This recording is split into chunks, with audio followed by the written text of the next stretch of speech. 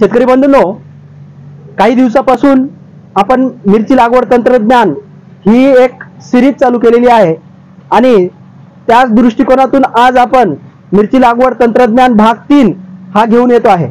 तर मित्रांनो, येथे मिरची लागवड झालेली आहे, तर मिरची लागवड करताना कोणती काळजी घ्यायला पाहिजे, मिरची लागवड कशा पद्धतीने करायला पाहिजे, जो कोकड्या बोकड्या रोग येणारा असतो त्यावरती सुरुवातीपासूनच कशी काळजी घ्यायची, या सगळ्या गोष्टींबद्दल आपण या व्हिडिओमध्ये आज चर्चा करणार आहोत। मित्रांनो, सगळ्यात महत्त्वाचं म्हणजे येथे ज्याला आपण सरी वरंबा पद्धत म्हणू किंवा बेडवरती जी मिरची लागवड होते त्या मिरचीबद्दल, त्या बेडबद्दल जर तुम्ही सुरुवातीचे 2 भाग बघितले नसतील तर सुरुवातीला ते 2 भाग बघा आणि नंतरच हा तिसरा भाग बघा। मित्रांनो, आज पूर्णपणे लागवड झालेली आहे, लागवड कशा पद्धतीने केलेली आहे, बेडवरती लागवड झाल्यामुळे मिरची लागवड करताना कुठली काळजी घ्यायची आहे, ह्या सगळ्या गोष्टींवरती तुम्हाला मी संपूर्ण मार्गदर्शन करणार आहे। मित्रांनो, तर तुम्ही बघू शकता, मी तुम्हाला प्रत्यक्षात मिरची लागवड करताना लाईव्ह दाखवणार आहे।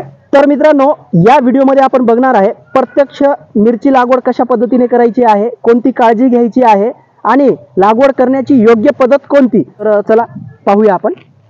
तर हे बघा, अशा पद्धतीने 2 बोट तुम्हाला मदत टाकायचं आहे। 2 बोट टाकल्यानंतर हळूच तिथली माती तुम्हाला बाजूला टाकायची आहे।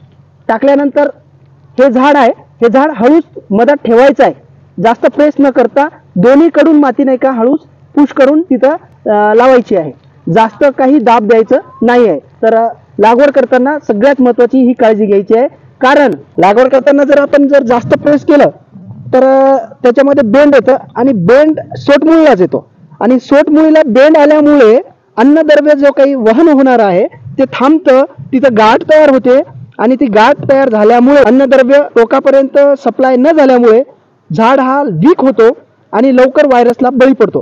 हे पण आपल्याला समजून घेणं तेवढंच महत्त्वाचं आहे। तर बघू शकता, अशा पद्धतीने मिरची लागवड झालेली आहे।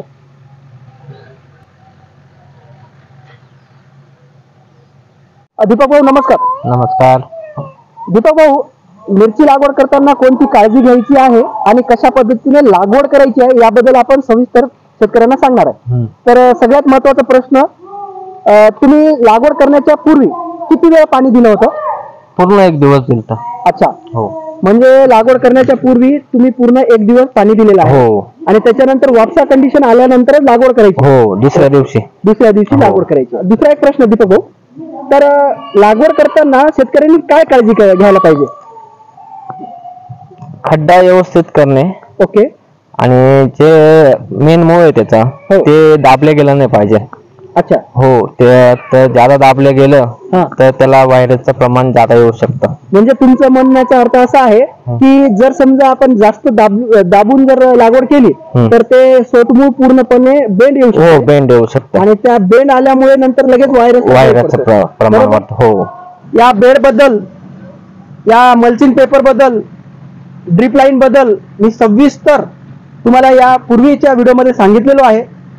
खत व्यवस्थापन असेल, बेसल डोस कोणत्या पद्धतीने देण्यात आलेले आहेत, त्यानंतर ड्रीप कुठल्या पद्धतीने वापरण्यात आलेली आहे, मल्चिंग कोणते वापरण्यात आलेले आहेत, अशा सगळ्याच प्रश्नांचे उत्तर तुमच्या मागच्या 2 भागामध्ये देण्यात आलेले आहेत।